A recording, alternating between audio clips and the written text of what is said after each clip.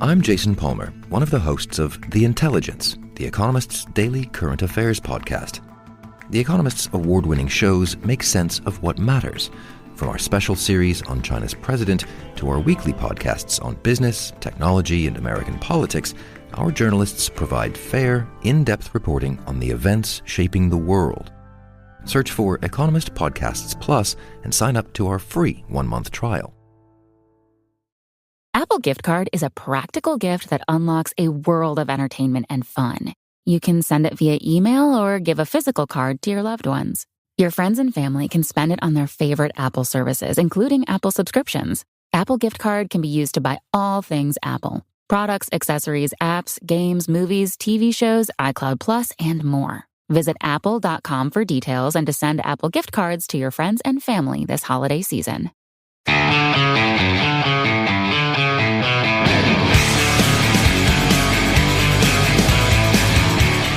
Hey everybody, today's guest is my good friend Jaret Reddick, lead vocalist, guitarist, and songwriter for the Wichita Falls, Texas punk rock band, Bowling for Soup.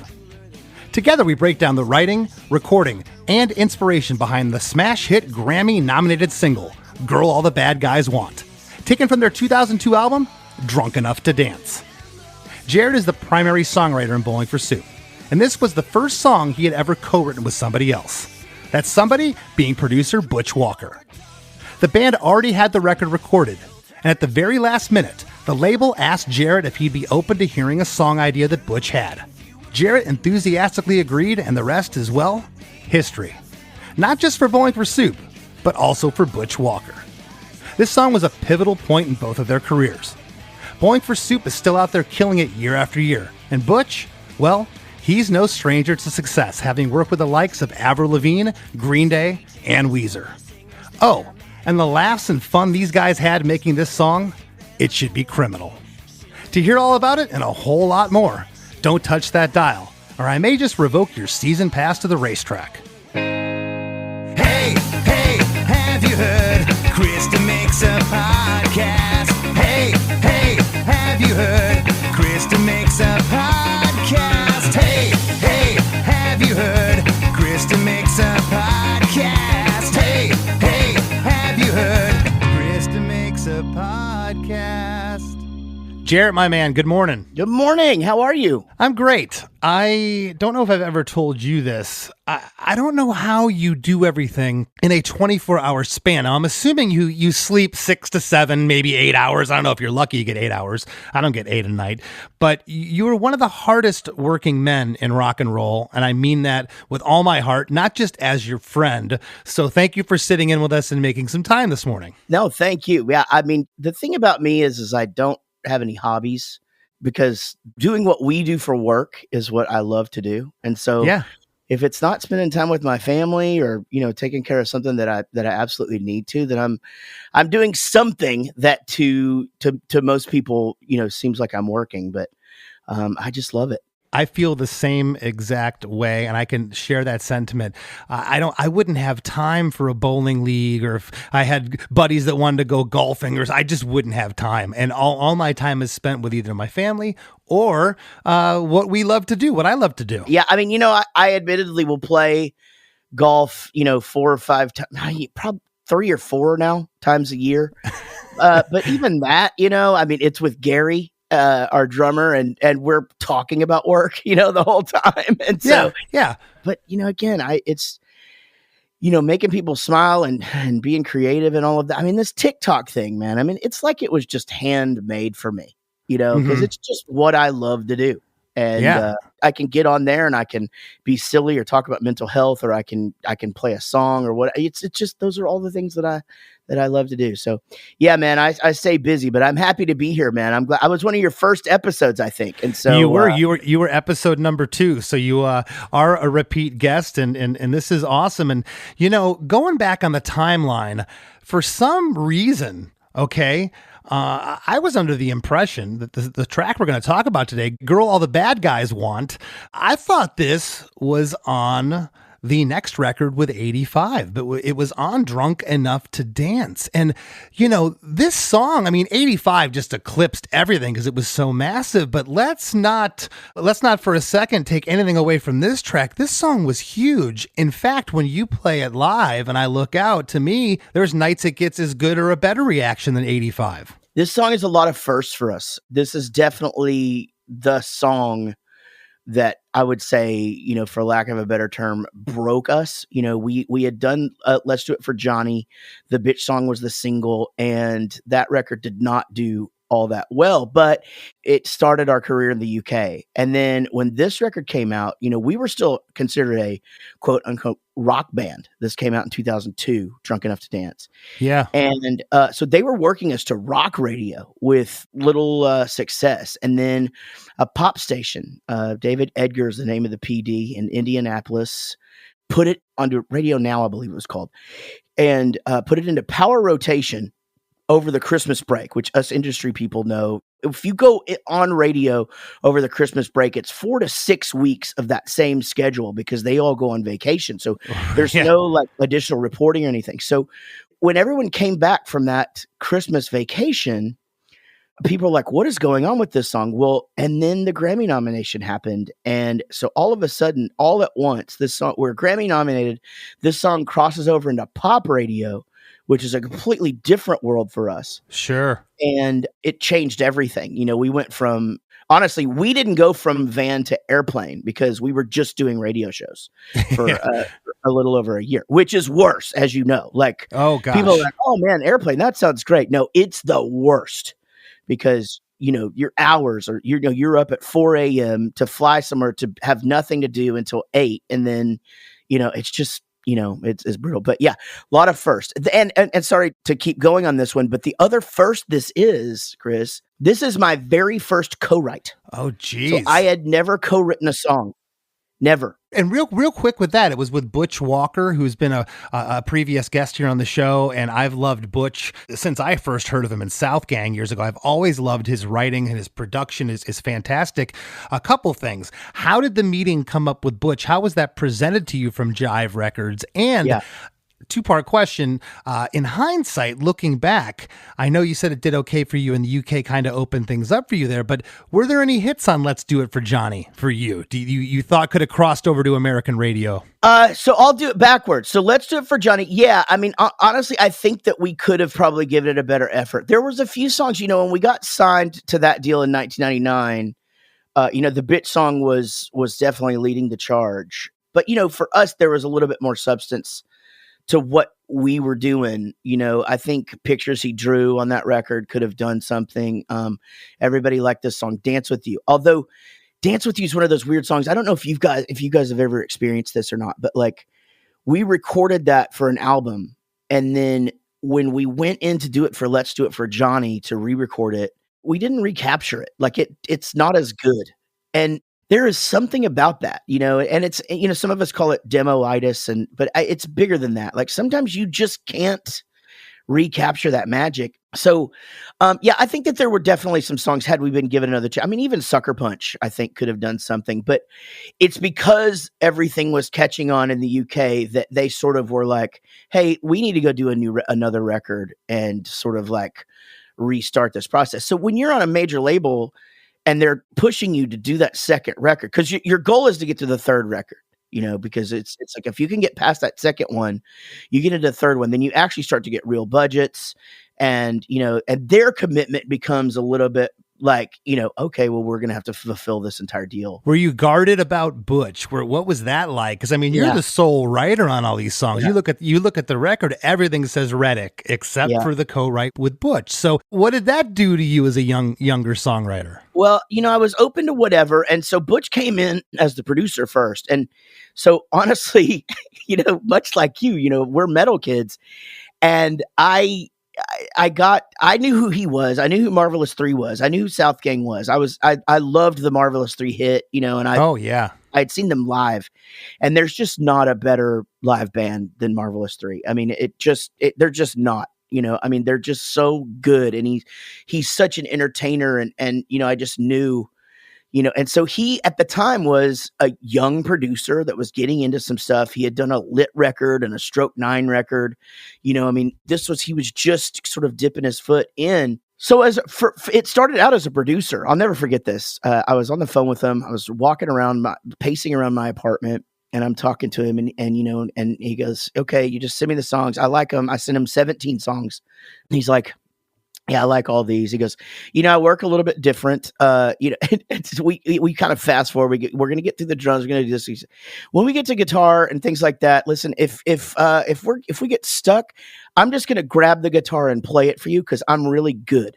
And I was just like, "Okay, yeah, all right." And so that's really the first thing that, ego-wise, I never really had an ego per se, but that's the first thing I really had to learn was that, like, hey, we're all in this together. And if he can save us, 40 minutes by just grabbing this guitar and just playing this part, I'm going to freaking let him. Also, it kind of made you, in a way, step up your game. Here's a guy kind of laying down the gauntlet a little bit like, hey, partner, we're going for this. Yeah, we're doing this, and we're limited enough amount of time, and, I got to do this. So back to when I told the guys, I'm like, hey, this guy's going to produce our record, and I just put Ready, Sex, Go on, and it just starts with that, yeah.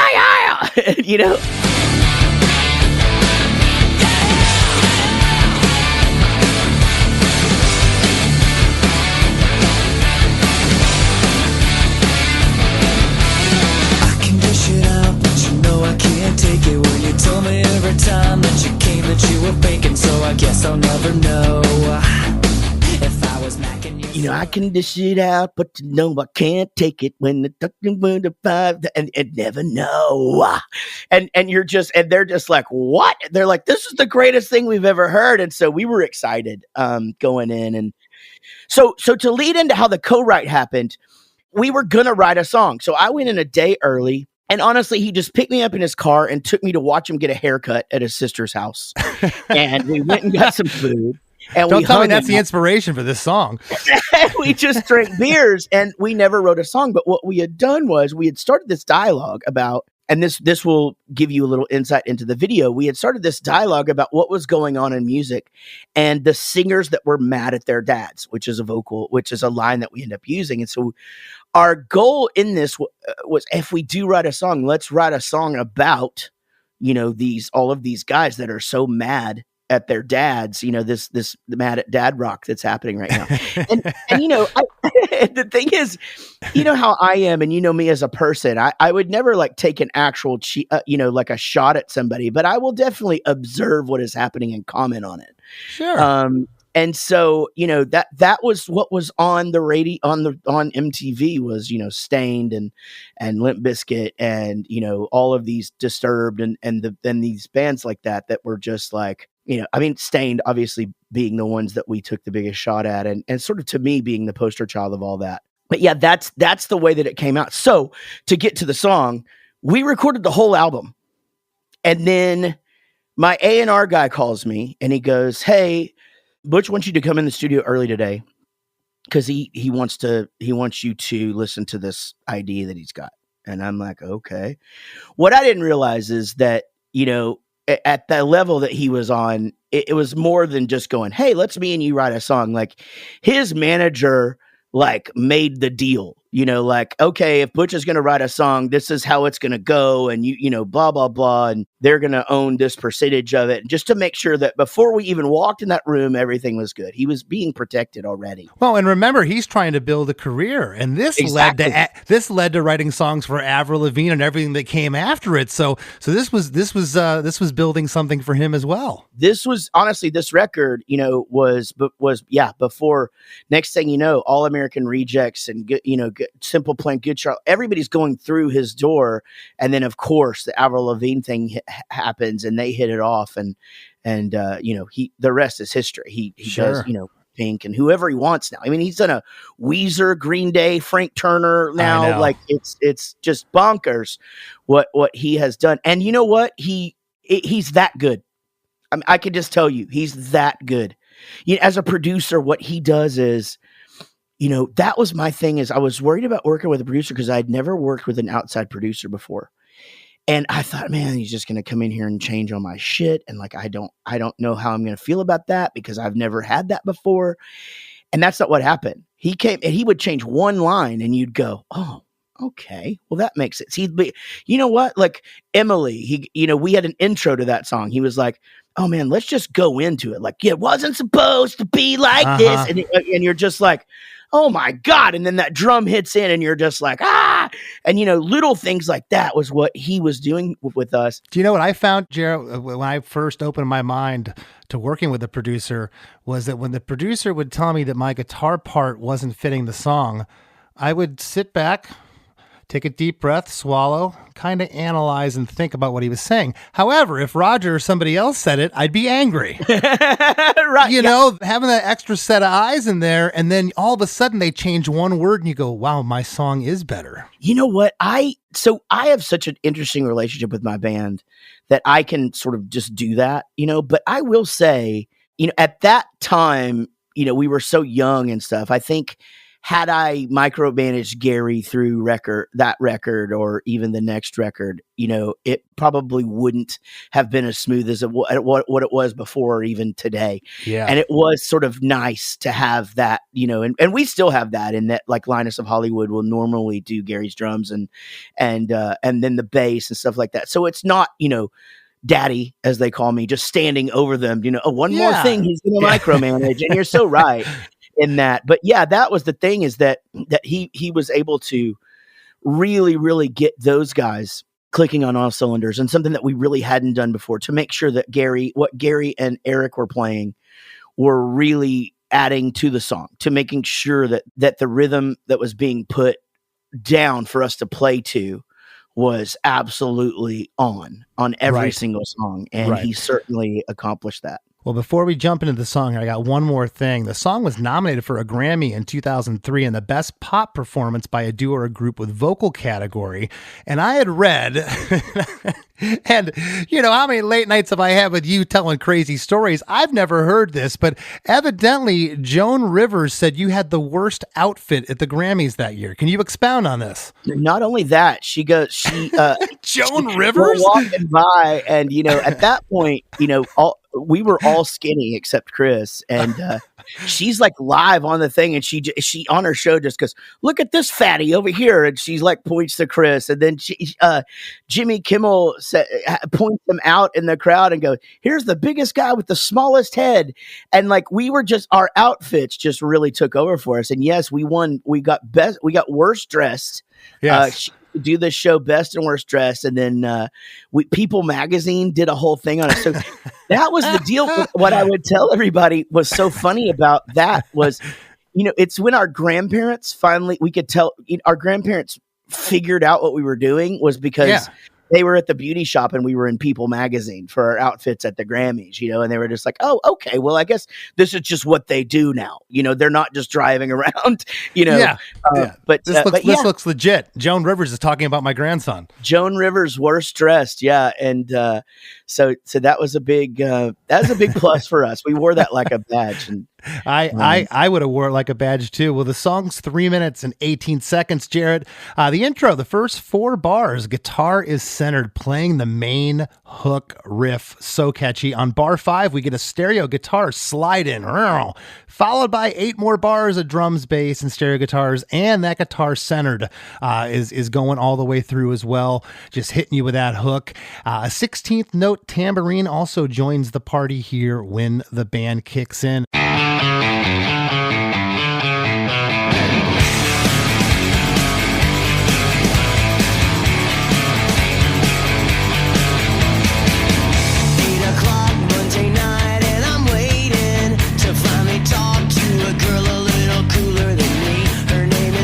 She's a rocker with a nose ring. She wears a two-way, but I'm not quite sure what that means. 8 o'clock Monday night, and I'm waiting to finally talk to a girl a little cooler than me. Her name is Nona. She's a rocker with a nose ring. She wears a two-way, but I'm not quite sure what that means. What is going on? It's the funniest thing, because that is probably the biggest question that I get. Probably the biggest question that I get, besides how'd you get the name of the band, or are you bowling to earn soup or to support it or whatever? The biggest question I get is, what the hell is a two-way? And, it's funny because when you have that conversation and it's like, what we meant by, of course, there's innuendo in that, but it's a pager, but the thing is that a two-way pager, but some people would call it a two-way. And so, it sounded dirty. So when we put that in the song, never did we think that, 20 something years later, would we have, so still literally, I just did a TikTok about this the other day. By 2002, people were, I had a cell phone by then. I mean, a pager is kind of outdated here. Were you kind of being ironic with yourselves with that lyric? It's very strange. Absolutely. Yeah. I mean, that was the point, was it just like, this sounds dirty. Basically, it was like, and it also made her, we're trying to make ourselves even less cool. I mean, that was the point of like, she's a rocker with a nose ring. She's a little cooler than me, like this guy doesn't even know what a pager is. And, at that point we were all getting cell phones, even the name Nona, you could have picked any names. It's a 2-syllable name. Why Nona? Nona sounds like your great aunt or your grandma's name. It's an old fashioned name kind of. Yeah. It was Butch's dog's name. And it just, it's sort of like one of those names from the past, like Lola, Nona, those kind of like just sing-songy sort of 60s names, Yeah, yeah. To me, it made her look cooler. It made her look like she's more with it kind of thing. And I'm going to ask you as we comb through the tune here, but up to this point, verse 1, the intro, anything changed from the initial song? And did you guys ever record a demo for this? We never recorded a demo. This thing... No, because it was too late in the recording process, right? Too late. We were done with the record. We were absolutely done. And so I gotta say, that when I heard that guitar riff, first of all, I didn't even know what drop D was. And so when I heard him play that it wasn't even on an acoustic. We recorded this record in like a storage facility. So like, it's hard to explain, but like you went in and like he had like a warehouse and then a second warehouse with a window in it. And like he had put carpet in there and but it was nothing fancy, but it was, Butch fancy because everything he does is awesome. And so, you just had all the amp heads were in there and the speakers were in the other room and he had it wired up and he played me the riff and I was just like, oh my God, that's freaking amazing. I'm like, I don't even know how you do that. And he goes, well, this is drop D tuning. And, I'm just like, yeah, okay. I don't know what that is either. And he's just like, well, you tune this string to this. And Chris is, later on, I said, Chris is like, man, you know what that is? That's that Marilyn Manson riff that we mess around with all the time. But yeah, man, just to me, that guitar riff is such a big part of the hook. Oh, yeah, absolutely. Like people hear the first two notes and they lose their minds, as you said. That's how the song starts. Yeah. Yeah. The way that he recorded it too. So he played that, but we did it with a baritone guitar and we did it with 2 amps. And it's just like the combination of all that. But yeah, I'm sorry. I think I got off the question. No, that's fine. Baritone guitars are killer. They just give this, it's just like I can't even describe it. It's just such a cool, thick sound. Verse 1, drums, stereo guitars, and it sounds like there's like some, what I call hair on the bass. It's a little distorted. It's absolutely. It is really mean sounding. And I don't recall that from just casually listening to this track, but really getting into it. I was like, wow, that bass is really dirty. The tone is killer. And the stereo guitars are playing what I'm calling loose 8th note palm mutes. There's a lot of feel here. It's not really locked on either side. How important was that with Butch? Do you recall? Because a lot of times you want them to be fully locked. Like it's, I don't know, Metallica or something. They got to be completely locked for this particular song. But for this, I think if they would have been locked, it would have been sterile. This is when we first started doing this. This is Butch's production. This whole record is like that. It's me on both sides, and then sometimes Butch on both sides, and Chris up the middle. And so Chris will come in. Chris plays real thick. And so he will thicken up the choruses and the bridges and things like that. But most of the tight stuff, this is where I started using more of a plexi sound, all because of Butch, and like way less distortion so that it would sound tighter, but you still wanted it to sound like there's 2 guys playing. this is the way we recorded after this for years and years and years. We've sort of broken this a little bit, but still for the most part, if I'm the one that's recording us, it's two of me and one of him up the middle. And that's, it's still, that's the Bowling for Soup sound. Yeah, well, I like it. Like I said, it's loose. It's tight in the band sense for a recording, but there's still a little push and pull. I like how it breathes there. And now the song just starts getting weird here. Okay, it just does. I'm calling this the pre-chorus 1 setup. The next 3 lines. Sure what that means. And when she walks, all the wind blows and the angels sing.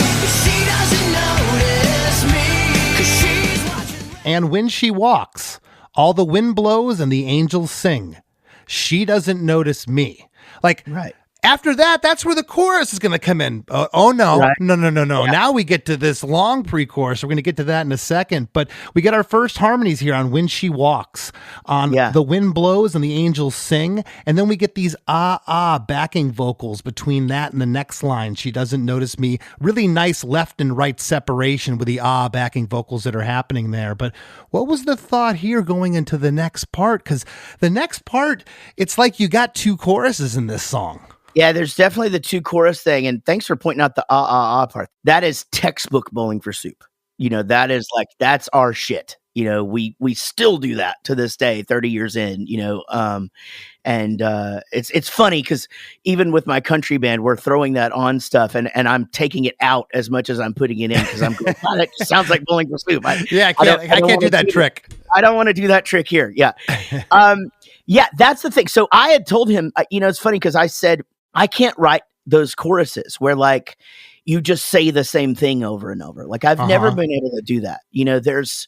There's so many songs that are like that. And I'm always like, God, that is such a gift to be able to do that, to know like when that's enough of a hook to just say the same thing over and over again. Born in the USA, we're not going to take it. Exactly. It's just, I just think that's not enough. To me, this is the chorus, and I almost feel like the girl the bad guys want ends up being like a post-chorus kind of thing. But okay, but I don't know. I just feel like this song is literally like as what's the guy from the Black Eyed Peas, the really really good producer guy, will.i.am.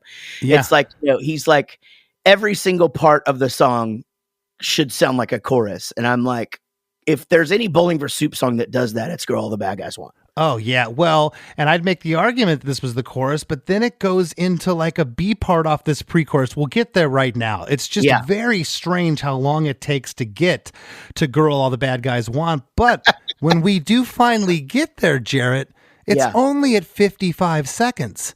And in the weirdest way, I feel like I've been listening to a 2-minute song. It's not laborious. It's not like, oh, this song's going on forever. I couldn't believe how quick it got to the chorus with all this being thrown at you here. The pre-chorus 1 we were talking about, and When She Walks, that section, the stereo guitars there move to a strumming pattern. The next section here, what I'm calling pre-chorus 1, the chorus setup. It's me, 'cause she's watching wrestling, creaming over tough guys, listening to rap metal, turntables in her eyes. It's like a bad movie, she's looking through me. If you were me, then you'd be screaming, someone shoot me, as I fell miserably, trying to get the girl all the bad guys want. Because she's watching wrestling, creaming over tough guys, listening to rap metal, turntables in her eyes. It's like a bad movie. She is looking through me. If you were me, then you'd be screaming, someone shoot me, as I fail miserably, trying to get the girl all the bad guys want. The first line here, a couple interesting things, Jaret. I've always said, and I never realized this really till getting into this show, the chorus can start in many different places. It can start before the downbeat of the actual chorus. It can start right on the downbeat. It can start right after. Well, here in this pre-chorus, the first, 'cause she's watching wrestling, that's over the part before it. She doesn't notice me. Before that part ends, that line already comes in. After each line here, the first 4 lines, up to turntables in her eyes, we get dun dun. So the band's doing these big stops. The lead vocal here sounds doubled through this whole section. Do you recall? Oh yeah, double everything. Yeah. Okay. This might be tripled. I don't remember, but yeah, we double everything. Okay. Well, after this dun-dun part, okay, when it goes to It's Like a Bad Movie, we get harmony on that all the way through Screaming Someone Shoot Me. And the last two lines, you don't get a harmony until you hear Girl All the Bad Guys Want. And the reason I pointed out that first line in the pre-chorus, because she's watching wrestling, and well, actually just because she's watching, that's over the other section. Same thing here. Before we get out of pre-chorus 1, the Girl All the Bad Guys Want hits before the downbeat of when it actually comes in. After you say Girl All the Bad Guys Want, we also get a call and response with want there. So the hook starts before the downbeat. I love that. We get harmonies on the next line. Because she's the girl all the bad guys want. We get the want, call, and response. And that guitar melody hook is all through this chorus. And when you get done saying bad guys want, we get a 4-bar basically re-intro before verse 2. So a lot here in this section. When you go to It's Like a Bad Movie, the stereo guitars go back to 8th note palm mutes there. So it does these big dun-dun chugs with the band, okay, which sounds like a chorus, but then it goes back down again. Very interesting. You know, gosh, I wish I could take credit for that part. That's definitely Butch Walker. To me, I think it's one of those things where it's like you're sort of teasing at this point. Like, when are they finally gonna tell us what the hell's happening here? And if you get to the Wretched. First of all, let me just say how brilliant the call and response thing is, because it's very hard to sing that song, and so that has done me very, very well, because most of the time the audience knows, so I can give them every other line, which is nice. But yeah, I feel like it drags out so long that there's this anticipation, and it almost makes you more excited when you get the payoff for Girl the Bad Guys Want. For a poppy song that's sitting there in these 8 notes in the groove you're in, you want to talk about tension. It just keeps going. Looking through me, if you were me, then you'd be screaming. It is the perfect word. There's certain songs that are just like that, and this is one of those, where I feel like we just extending that part, because we could have waited and doubled that later. But the fact that we did it on the first one, you're exactly right. It's the tension of that. It's just like, and it's just, there's this just amazing buildup to when it Girl the Back, and then it just opens up, as you said, with that riff, and the band is open, and I'm like, by the way, learning to play and sing that at the same time was really fun. But luckily that's just one of those autopilot things, where I don't know that I could break it down for you. I just do it, Right. Oh, for sure. Yeah. I've had people say, hey, can you show me how to play this riff? I'm like, no, I just play it.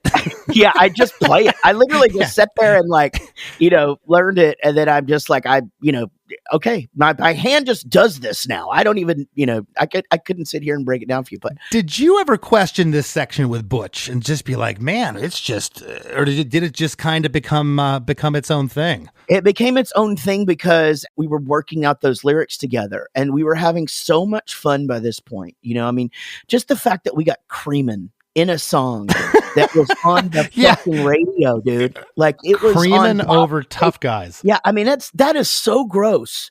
But it is on it. That was on pop radio everywhere. There's not a pop station that didn't play this song, and so I'm picturing some lady picking up her children from the parent pickup line, singing that line. It happened. It happened, dude.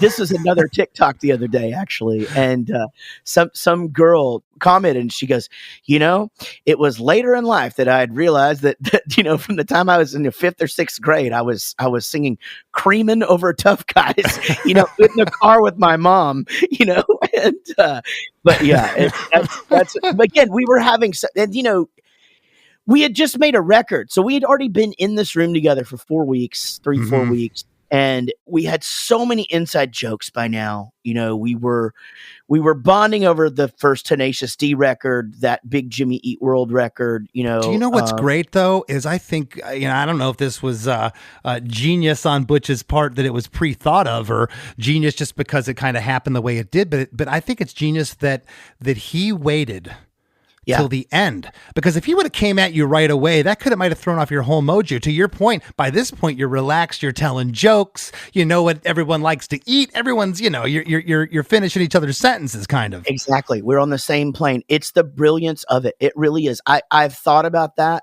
for 20 years, Chris. I've thought about how it's so God, funny. I love that kind of stuff. We kept talking about the fact that we would write a song or whatever, but he somehow, and I don't really feel like it was like this. I don't feel like he's like trying to keep my mind off my Christmas presents, like I don't think it's that kind of thing. I think it was just, I really do think you're right. I think he was developing that bond with me, knowing like, hey man, we're going to be able to write a way better song if we're, lifetime friends by the time we do it. And, rather than just sit, cause I do a lot of co-writes now, and, there are definitely the ones with inside jokes are way more fun. You and I would have a lot of fun writing a song. Sure. Me flying and writing a song with a stranger can be fun, but it's not going to be near, all of the laughs and stuff, which we got out of this. I mean, me and Butch on this particular song can just text each other, about the Trans Am or the mullet line, and just both are just crying, laughing because we had so anyway. So back to your question, I didn't question it because to me, I was just so happy that we were getting so much substance into this. I'm a lyric guy. And so, as you said, so much happens in the first 50 seconds of this song. You have such a picture in your head. Yeah. That we have painted you such a picture of who this girl is and what's going on. And you have so many, my friend dressed up as Nona for Halloween 2 years ago. You know what I mean? Like you can picture this girl. Let me tell you something. How many times have I heard this song? Okay, I just heard you play it a month ago in Vegas. I sat side stage, watched you play it. I never thought it was weird until I started breaking it down. It's very different. It really is. Just everything that you go through to get to this chorus.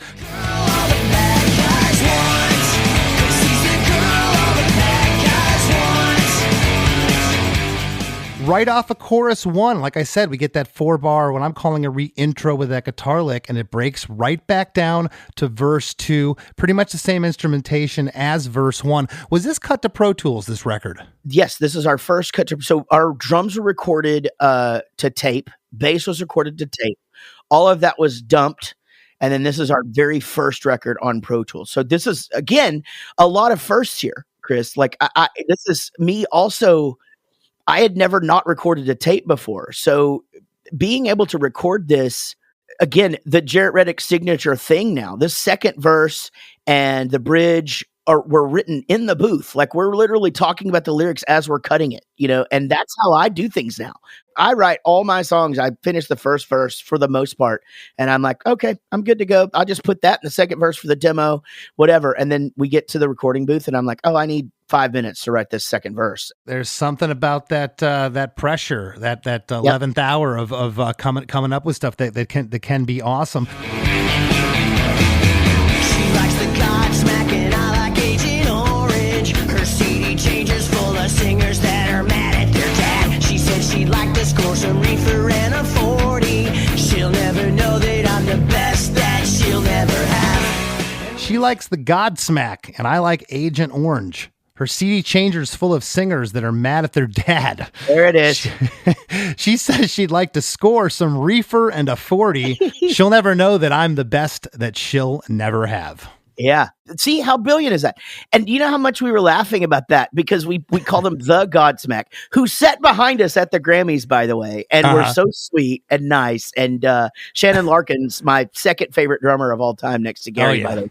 And so I was just, because you're a metal kid. We knew Wrathchild, right? Of course, Wrathchild. Yep. Wrathchild. And he played an Ugly Kid Joe, which is unbelievable. And Amen, by the way, too. I didn't know that. Yeah, but yeah, so. We laughed so hard during all of this, and just the fact that we got the Godsmack, and then I was like, man, we got to have a really cool name because like we need to put like a really really classic punk band, and Agent Orange became that band. And funnily enough, we played with them in Dallas not too long after that, and then we've met them since, and they're very appreciative of the tribute.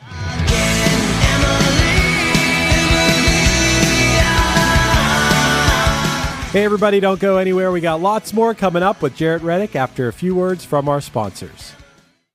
When you you save on auto insurance for driving safe with USAA Safe Pilot, you'll feel like a big deal, even in a traffic jam. Save up to 30% with USAA Safe Pilot. Restrictions apply. Do you like to laugh, geek out on music, and learn all about that band or artist who had that one song back in the day, but then seemed to fall off the face of the earth? If so, you need to subscribe to One Hit Thunder. Together with an array of interesting and hilarious guests, we do a weekly dive into one-hit wonders like Eiffel 65's Blue, Krayshawn's Gucci Gucci, EMF's Unbelievable, Delamitri's Roll to Me, Los Del Rio's Macarena, Musical Youth's Pass to Dutchie, and even Patrick Swayze's She's Like the Wind. So are you subscribed to One Hit Thunder or what? As Desiree would say, you gotta be. And as K7 would encourage, you gotta come baby come and join in on the fun of the One Hit Thunder podcast.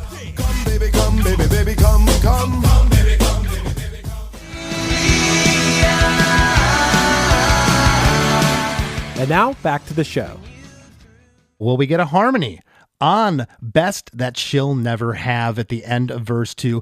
Pre-chorus 2 setup, and when she walks, all the wind blows and the angels sing, she'll never notice me. Same lyric as the first time, same harmonies and those ah-ah backing vocals, pretty much the same instrumentation as the first pre-chorus 1 setup. And then, Jaret, as if the pre-chorus 1 section wasn't long enough, we've decided to add 4 bars here. Now it's even longer before you get to Girl All the Bad Guys Want Again. And when she walks, all the wind blows and the angels sing.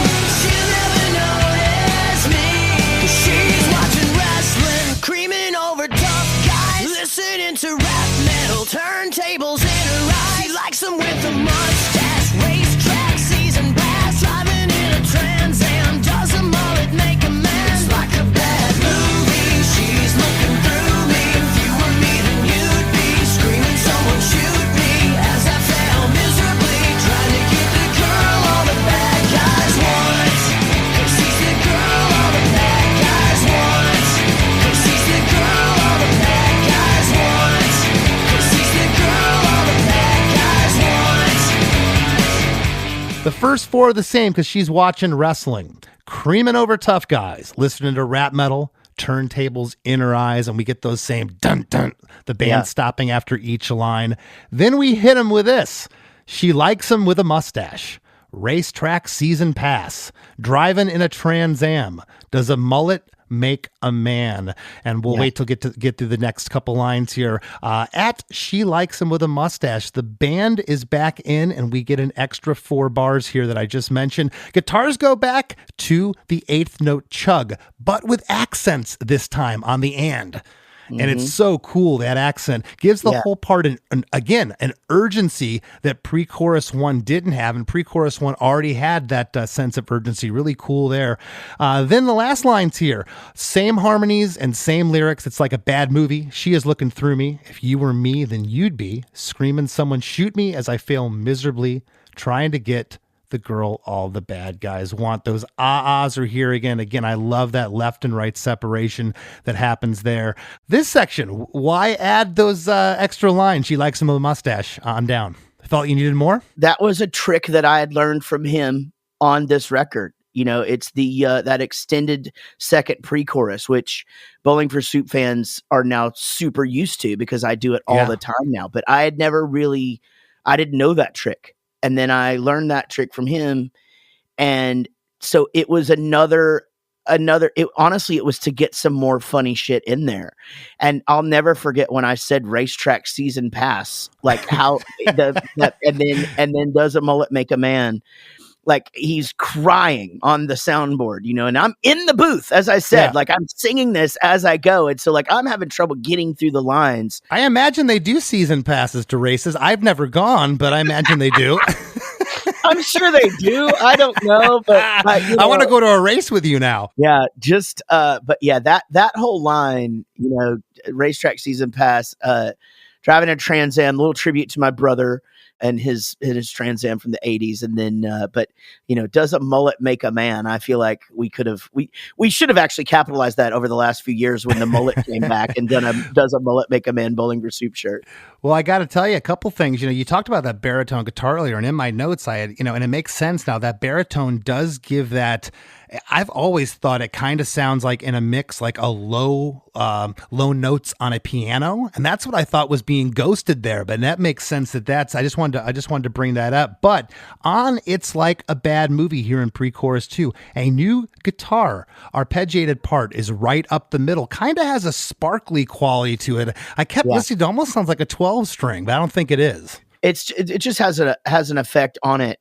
This is where the punk rock of Bowling for Soup starts to go, oh, okay. So this is where like you're going to see production wise over the next 3 records, us doing way more of the ear candy stuff. Candy for the kids kind of stuff where it's really just for the ear of that one of those listeners like you who are really, really breaking it down. It's a texture thing. We do it vocally. We do it with instruments. There is so much shit on our songs now. And this record opened us up to that with Butch and his production, a big thing he had added to us, because up until this point, it was 2 guitars, bass, and drums, and we overdubbed the solos and we sang, and called it a day. That was it. You didn't think about octaves or no. Yeah. And so here, we're really, really learning of like how the layers of how things need to build too. And, I don't know, we'll talk about this as we get to the end of the song, but remind me to talk about the kitchen sink, because all of these things it's like a Broadway play, how all of the songs sort of like build on one another. And at the end, they all come out and they all melt together, and that's you're throwing in the kitchen sink. And it's so all of these layers eventually sort of all are building to a point. And so you're adding on the second pre-chorus, the reason you're adding that is to differentiate it from that first one, to let them know that, okay, we're getting somewhere. But it's funny, again, how many times have I heard this song? When I got to this part, I had to go back to the first time to see if it was there. Right. Because it's subtle. It's not like this big part. It's just, as you called it, it's that ear candy. And I love things like that. What I'm calling chorus 2 is the refrain of, because she's the girl all the bad guys want. That happens 3 times after you say it in pre-chorus 2, before the downbeat of the chorus hits. We get those want call and responses happen, and that major guitar hook of the song is running all through this. And then we go to the bridge. There she goes again with fishnets on and dreadlocks in her hair. She broke my heart, I wanna be sedated. All I wanted was to see her naked. I love this bridge. Stereo guitars, bass, and drums go to these double snare. It's almost like a march here. Yeah. Dun, dun, dun, dun. Very staccato and choppy. It totally feels different from the rest of the track. I think it's so awesome. We get harmonies on the first 2 lines. There she goes again, with fishnets on and dreadlocks in her hair. She broke my heart. I want to be sedated. All I wanted was to see her naked. Yeah. So like a little Ramones reference there, and then the stereotypical Bowling for Soup funny line out of the broken heart line, right? I mean, we can't allow it to be too serious here. So, and so, you always going to want to try to get to that point. It's funny. I'm going to go, as we get into this. So there she goes again with fishnets on and dreadlocks in her hair. So that's going to lead into something as we do the kitchen sink. So as we get to the next part. Okay. I'll re-reference that. Well, a couple more things here. Again, we only get harmonies on those first 2 lines, from she broke my heart to all I wanted was to see her naked. No harmonies there, but between I want to be sedated and the last line, the naked line, the band goes halftime over that whole next line, and we get those same vocals, and that sparkly guitar from pre-chorus 2 comes in at the very end of the bridge here. It's so cool. And it's beautiful too, right? It comes out of nowhere, and you can really hear it there because it's kind of broke down. And then we get 4 floor tom and snare hits to take us into pre-chorus 3, which I'm calling the pre-chorus 3 breakdown. Now I'm watching wrestling, trying to be a tough guy. Listening to rap metal, turntables in my eyes. I can't grow a mustache and I ain't got no season pass. All I got's a moped. It's like a bad movie. She's looking through me. If you were me, then you'd be screaming, someone shoot me. As I fail miserably, trying to give the girl all the bad guys want. I love this because now it changes to first person. You're not talking about her. Now I am watching wrestling, trying to be a tough guy, listening to rap metal, turntables in my eyes. I can't grow a mustache, and I ain't got no season pass. All I got's a moped. Right? Doesn't rhyme. Just like, this is just like, how uncool can you possibly make I this mean, guy? at least get a used Vespa or a Right. Lark. A moped is just... By the time we went back to do 1985 and or that record, at least he had a Moped. Vespa. He had a Vespa. And so yeah, that's all I got's a moped. Because in our mind, it's like the kind that you had to pedal, first. Right. Yeah, to get it or cranked. whatever. And we're going, oh my God, can you imagine? This guy is just like pedaling this thing by your house, and it made for a very funny visual. Here's another thing about that part though, is I was very sick. And so that breakdown, my voice is really, really rough. And I remember hating it, but it adds to just the desperation of it, really. You do sound strange there. Yeah, And right. I gotta tell you, I didn't want to say this. Do you remember if stuff was auto-tuned? Because there's some, I'm going to call them wrong notes. When you say trying to be, it's like flat. It's like a wrong note. But if you changed it, it wouldn't sound like this. It doesn't need to be fixed. Right. So there is some tuning involved in it, but we don't do like the whole, like, just, everything's auto-tuned or whatever, I mean, we do it like everybody else does it. Right. This man, he just left it to me for it to be my voice. And again, I didn't feel good. I mean, I was having a great time, but I was sick and I'd been singing for 3 weeks and as a singer, that's an absolute nightmare. I was tired. Yeah. I'm literally like in the studio. I mean, this is a big deal because obviously the labels called me about this song and they, about the idea of this song. Like, there's some pressure here. And so I'm so glad it turned out the way it did. It drives me crazy to hear it to this day because I know, oh God, it's so weird. Like my voice sounds weird, so I'm glad we got to re-record it for the greatest hits. But well, I've never again analyzed this song going into this part. Now that you say you weren't feeling good, it sounds like you got in the mic and you captured something because Butch liked it. It ended up staying. Oh yeah, it ended up staying. Why mess with perfection? Well, some cool things happening here. Do I hear a sequencer or like a guitar feedback from a pedal holdover from the bridge that slowly like fades in and out here? And then there's a lone guitar and piano here with a vocal until the bass guitar comes in playing single notes around I can't grow a mustache line. Am I hearing piano here? Yes. And that's, again, another one of those things that we learned from Butch on production and stuff is that like you can have, again, we had never done that. We had never put piano on things or like B3 on things. Well, you don't have a piano player. That was my argument early on. Howard Benson's like, I want to put a keyboard. I'm like, we don't have a keyboard. He's like, we're making a record. This isn't live. I had never heard that before. I had never heard we're making a record. This isn't you playing. You go do what you want on stage. We're making a record. It's like, Yeah. It is weird to get your head around that. Especially coming from where we come from, right? Like you want to be able to recreate what it is you're doing in the studio on stage. And we pride ourselves in that. I mean, as you know, we play a little fast, but we pride ourselves on sounding like we sound, like being able to pull off, especially vocally, what it is we do. Yeah, you have to. Yeah, and you guys do. Yeah, as do you. But yeah, there is something to the thing of like, hey, we're in a studio. Let's use the studio. And that this is again where we're learning that like never thought about the fact that you could have like a piano on something or whatever. And then again, this leads us down the craziest rabbit hole because by 3 albums later, there's freaking keyboards on everything. There's piano on everything. It's just everything. Yeah. And Well, this and was so, this is the perfect storm, perfect match with Butch. It worked 100%. out for both of you. Well, a couple other cool things here on Moped. You hear the first one, but the other two mopeds are delayed. They're like a response to that first one. I love that. And then you want to talk about a song, peaks and valleys, ebbing and flowing. You go from the bridge to this breakdown. Now you're back into a pre-chorus 3. I'm calling it's like a bad movie. She is looking through me. If you were me, then you'd be screaming, someone shoot me as I fail miserably, trying to get the girl all the bad guys want. Back to the 8th note loose chug with the stereo guitars, and that arpeggiated overdub guitar joins us once again here. The ahs at the end here, Jaret, they're super loud.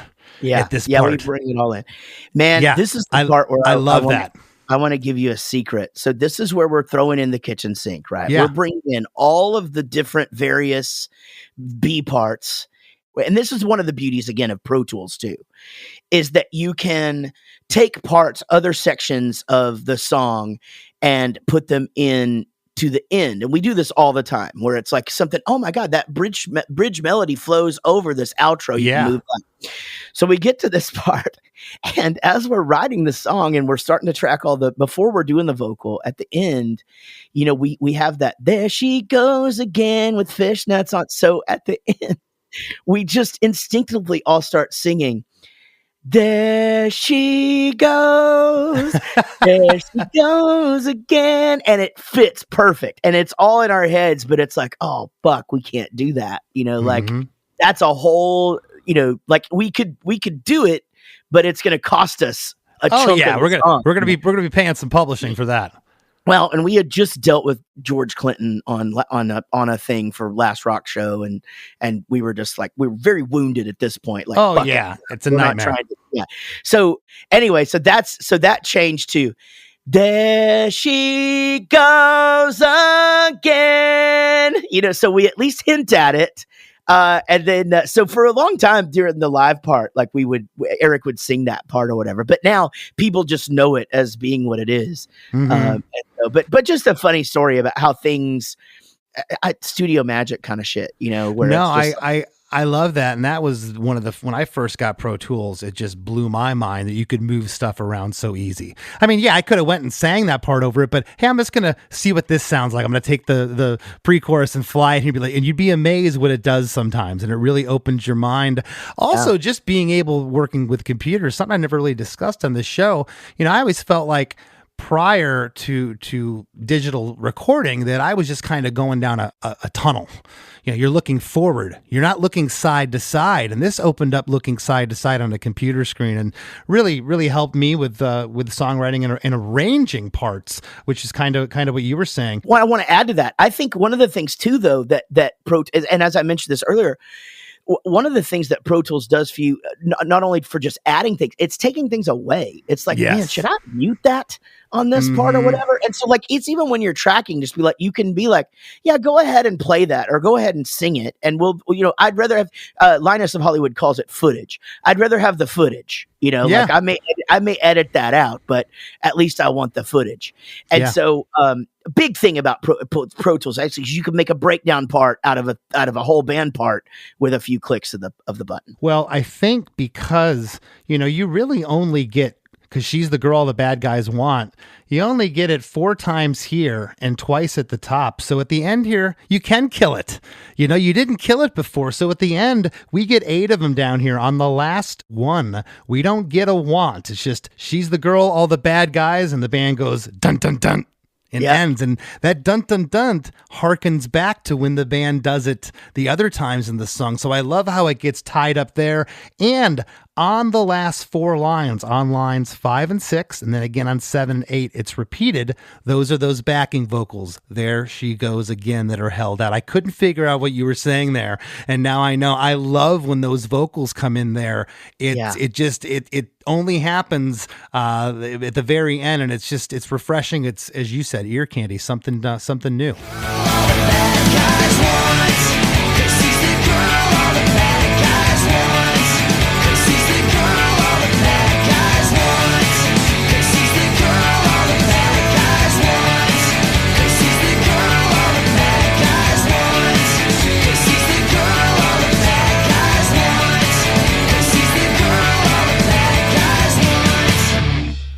we have that special ability, just like you guys, to be able to bring in a different voice because everybody in our band can sing. So like, like that part obviously features Eric on the original version, and on the greatest hits, Rob sings that part.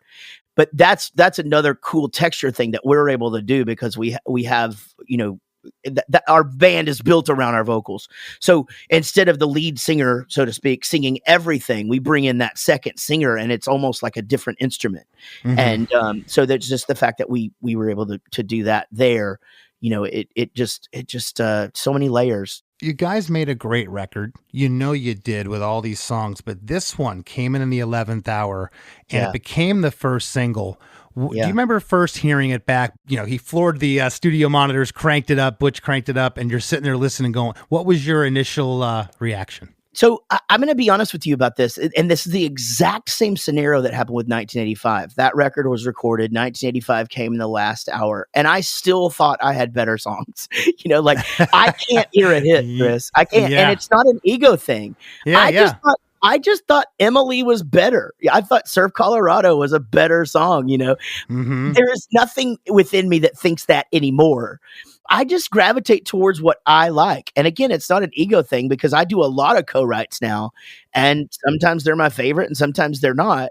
So what happened is I brought that back. I got a board mix of that song, and there were a lot of people here in my life that were excited to hear what it was we had been doing down there in Atlanta. We recorded that. I should have said this in the beginning. That's the first of the records that we recorded in Atlanta. We did 3 there. And not all with Butch, but we just fell in love with recording in Atlanta, Georgia. And so it was playing it for other people. It was playing it for, Zach Malloy, is playing it for my friend Tim, playing it for my friend Casey, guys that like knew Bowling for Soup and knew where we had already been in the past, that we had been down, and to show them this and like to see their reactions to it. And they're your best friends. They're not going to blow smoke. They're going to tell you this sucks or this is great. Yeah, and most of the time they'll just be like, okay, that's cool, whatever. But when their like eyes are big and open and they're like, Jesus Christ, dude, you're onto something. Yeah. I think it started to really sink in at the time where it's just like, man, I mean, this is it. This is the path we're going down. I knew it was really cool and I knew it was great, but I'd lived with these other 14 songs for so long, I just thought they were all so great, but I realize how special this song is, and what, again, back to the first of the interview to throw it back, because that's what we do as professionals. It just so many firsts, this song. Yeah. And, well, I mean, you got invited to the Grammys. I mean, just the Joan Rivers story alone is worth the price of admission. But doors that this opened for Butch too, that can't be understated. What it opened for you guys. I mean, it's just record making. Think about what you learned. You've said it through this whole episode. 100%. Yeah. I mean, I learned so much from that guy. I'm one of those guys. I try to learn from every experience, and I talk about co-writing a lot because I do talk to like songwriting classes or School of Rocks and things like that, and I always say like no matter who is in the room, whether they're less experienced than you or more experienced than you, there's always something to take away. Oh yeah. But when you work with somebody like Butch Walker or Linus or those guys like that, I just try and absorb all of it. I'll fucking ask a question. I try not to be overbearing, but I'm just like, what did you just do right there? Yeah. Like I want to make a mental note of that. And with Butch, his motto back then, and I don't know if he still says it, but he would just say, making records is easy and fun. And he would just say it all the time. Like he'd be like, man, isn't this great? Making records is easy and fun. And we left going, it kind of fucking is, like it's that was fucking easy and fun. Like you make it, but we made it. And I'm super proud of that record. Drunk Enough to Dance is by far the fan favorite record. Like if it's definitely, and I as you guys, as many albums as you are in and as many albums as we are in, you always think it's your latest thing. You're like, this could compete, but, and I do think that. I mean, I do think our last record is great and all that, but if you go back on the nostalgia, as you guys just did with your tour, you had to go back and listen to that record. And there has to be some part of you that when you're listening to it, you go, yeah, I kind of get it. I kind of get why this is the fan favorite.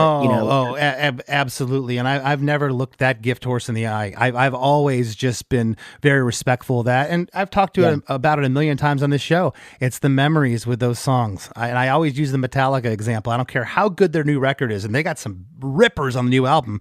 It doesn't have 36 years of memories, 37 years of memories like Master of Puppets. It just doesn't. That's a great way to put it, because, that's just it.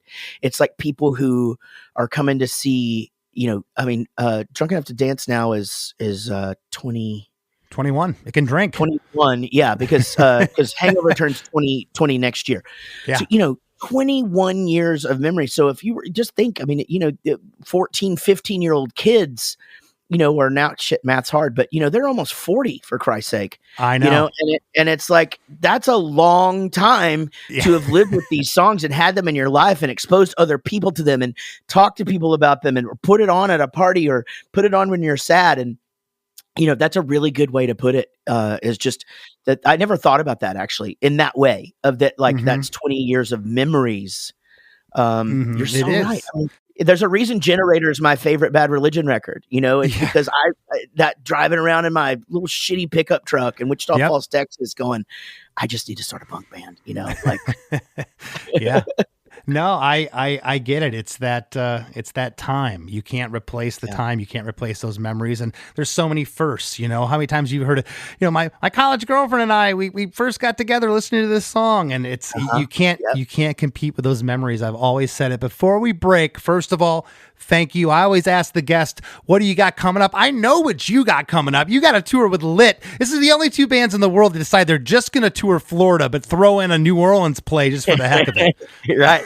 Well, you know what? It's so funny. We're doing the Rock Boat, and my manager came to me and was just like, hey, man, maybe you should just do like a tour leading up to that. And, sure. And I'm like, honestly, Chris, I go, that sounds terrible. Like, I'm going to be so hungover, and then Jeremy. Before I get on the boat.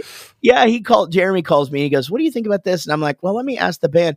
And I say at the band, I think they're going to have the same opinion that I did. And Gary goes, you're saying that we can get Florida out of the way in January and not have to go there this summer? Let's fucking go. And I'm just like, okie dokie. So yeah, we're on tour with Lit and the Dolly Rots in January, heading out to the Rock Boat. Then we will be in the UK with the great Less Than Jake and the Vandaliers. And then we're going to Canada for the first time in a few years in April. And then all summer long.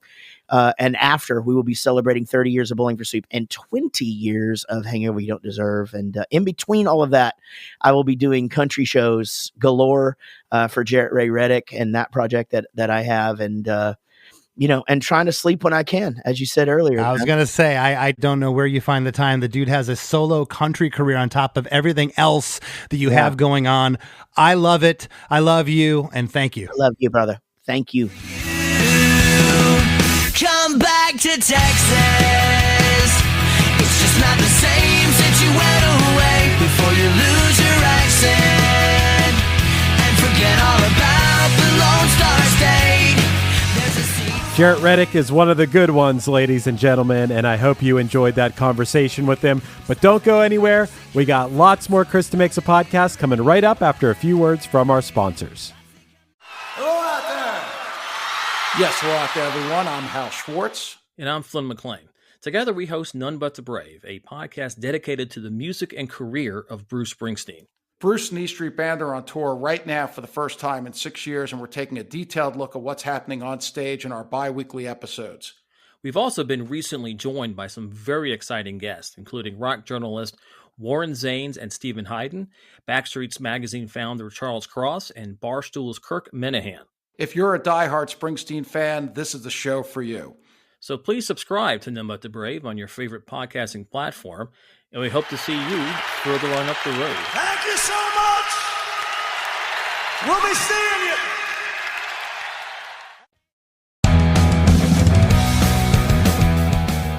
Hey everybody, I'm sure you've heard us mention the Krista Makes a Podcast supporting cast many times on here, but I'm going to mention it again.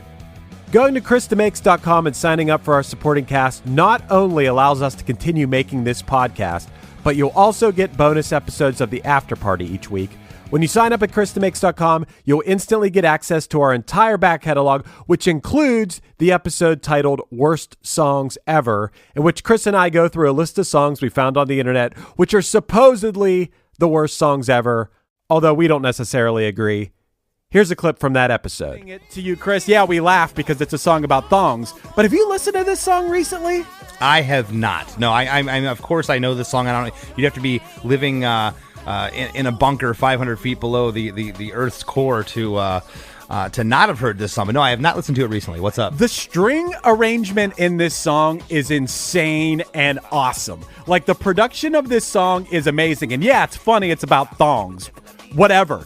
You got to pay attention to the music in this song. The strings in this song, which are performed by violinist Bruce Dukov, are inspired by a strings cover of Eleanor Rigby, and it is absolutely insane. I think this song is kind of a masterpiece, honestly. Well, I'll have to go back and listen to it. I will tell you off the top of my head, this wouldn't have been one that even probably made my top 100 worst songs, just due to the fact that, you know, especially dance type of music, I hate being cliche here, but the term sex sells. And sex is always going to be a part of music and rock and roll. And talking about the thong and the booty and all that kind of stuff, it sells records. And a lot of times it can be really fun. This isn't something that I ever find myself driving down the road listening to, but I would not consider this a worse song. Dude, and it's so funny, too, because Cisco, who famously has usually like white or silver hair, claims that the first time he saw a thong, it turned his hair white, kind of like what happened to Charlton Heston in the Ten Commandments, which is really funny. If you'd like to hear this whole episode, plus a giant back catalog of episodes, plus a new episode each week, plus allow us to continue making Krista Makes a podcast, head on over to KristaMakes.com and join our supporting cast. Thanks, everybody. As we near the end of the show, here's a band you might not know. Welcome to this week's Band You Might Not Know. If you'd like your band to be considered for Krista Makes a Podcast, email your best song via MP3 only and a short bio to bandyoumightnotknow@gmail.com. This week's featured artist is a pop-punk band from Orlando, Florida called Out of Time, featuring Michael Forbes on vocals, Tony Murphy on bass and vocals, Tony Alessi on the drums, and Justin Robinson on guitar. You can find all their stuff on all the streaming platforms. Here's a snippet of their song, False Start. This was a false start to a false start. We're bending over backwards. Rest assured we're moving forward. It was a false start to a false start. Too bad I was deceived when you tried to bury me. The Wrap with Chris and Chris. So, Chris, it was really nice to have our mutual friend Jaret Reddick back. He was there when we first started the podcast, and I'm glad he can come back after all these years. And Chris, this is not the first time that we've heard this story of the hit song being the last song written after the completion of the rest of the record. Yeah, we didn't really get too deep into it, but I could imagine the A&R guy sitting back. He's got all 16 songs. He's listening. He likes the record, you know, thinks maybe this song could be a second single, or if maybe this ballad could be the third single, but we don't have the first single yet. And then, of course, Girl All the Bad Guys Want happens, and the rest is history. Yeah, this was a big song, a song that a lot of people remember. You know, a memory I have of this from, like, I don't know, the past 4 or 5 years. I guess 1985 was kind of the song that I always think of being the huge hit for Bowling for Soup. But I was at a party and they had this thing. It was like a power hour, you know, a power hour where you take a drink once every minute for an hour.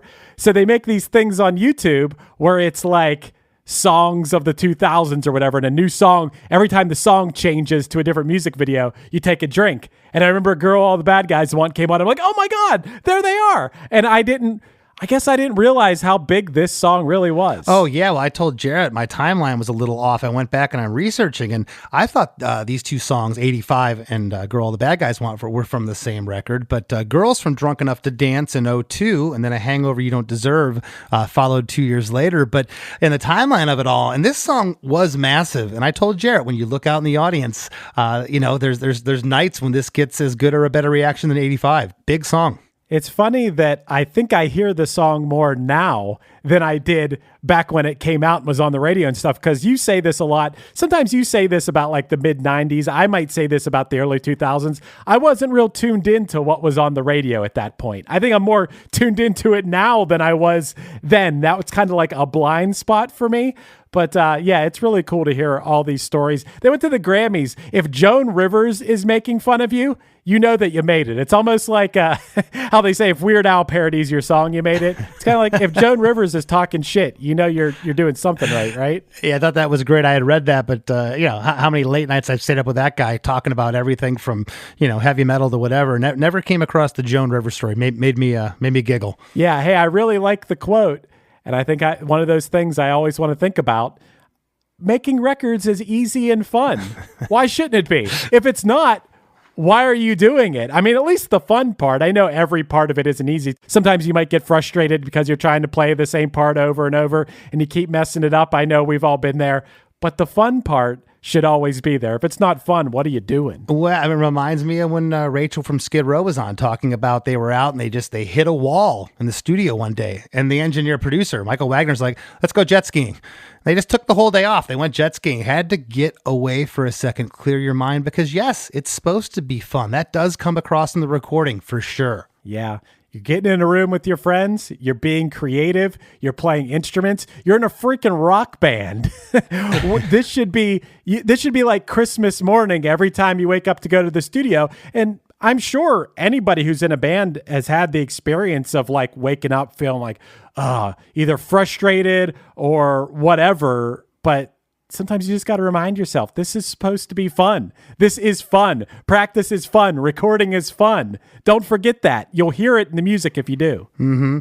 And something that's not lost on Jaret, sometimes you have to just think of the stars aligning. And I think that the stars align for both Bowling for Soup and Butch Walker. I think that this collaboration had to happen. Had it not, who knows, we'd be talking about Bowling for Soup and Butch in the same light. And it's not a knock against either one of them, but this is the song that kind of catapulted both of them to be where they're at today. It's wild to think about how everything has to happen exactly as it happened. I'm talking from the people getting together to start a band, maybe when they're teenagers, to meeting someone along the way, to someone seeing that band and signing them to a record label, to getting in that room and creating that song that becomes a hit. If one thing along the way is changed or doesn't happen or happens differently, that song is not a hit song. Oh, absolutely. I think if I start thinking about this stuff for too long, I'll drive myself nuts. What if Roger went to the University of Miami and not University of Florida? Would I be sitting here talking to you? Would I have known Punchline? And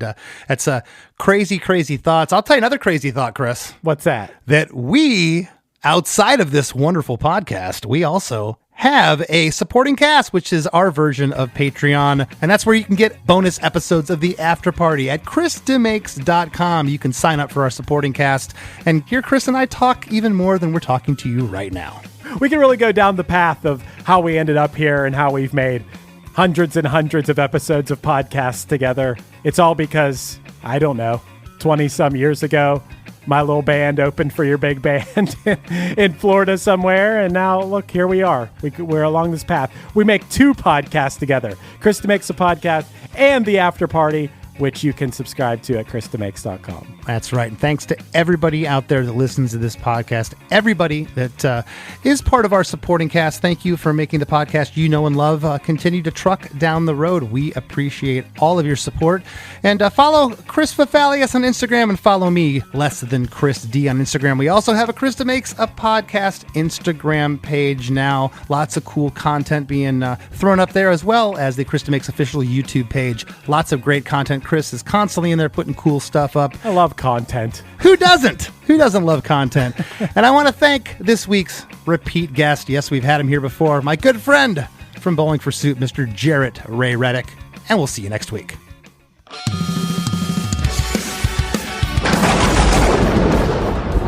Hey everybody, Satan here. I know what you're thinking. Jesus Christ, Satan has a podcast now too?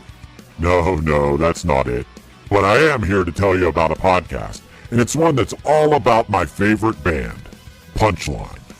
Not the band you expected me to say, right? You probably figured I'd like Slayer, or maybe some backwards Beatles records or something. Those are okay. But you usually find me rocking out to fan-favorite punchline albums like Action or Lion while I'm torturing dead people for all of eternity.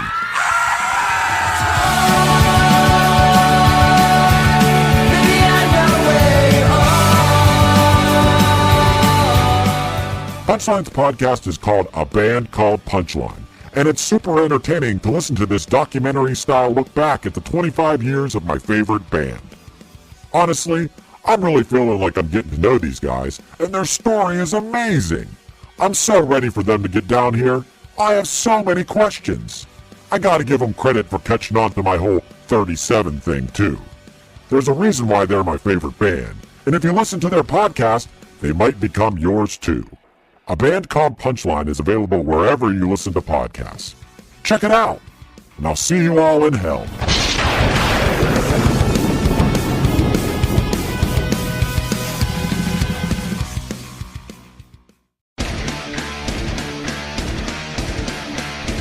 Hey there, I am Johnny Christ from Avenged Sevenfold, and I've got a podcast called Drinks with Johnny you're going to want to check out. I sit down with a bunch of different people from all different walks of life, from professional wrestlers to actors, comedians, fighters, musicians, everything in between. I'm just looking to make some friends and have a good time doing it. So if that sounds like something you're into, go check out Drinks with Johnny, streaming everywhere now. Hey, this is Dewey Halpus, host of Pure Pleasure on the Sound Talent Media Podcast Network. Join me each week as I explore another long-form conversation with one of your favorite musicians, actors, comedians, or creatives. From Chino Moreno of the Deftones, John Gorley of Portugal the Man, to Fat Mike from NoFX and Ian MacKaye from Fugazi and Minor Threat, we go all over the map. From Fall Out Boy to Slayer, Pure Pleasure has it all. Check us out now on Sound Talent Media.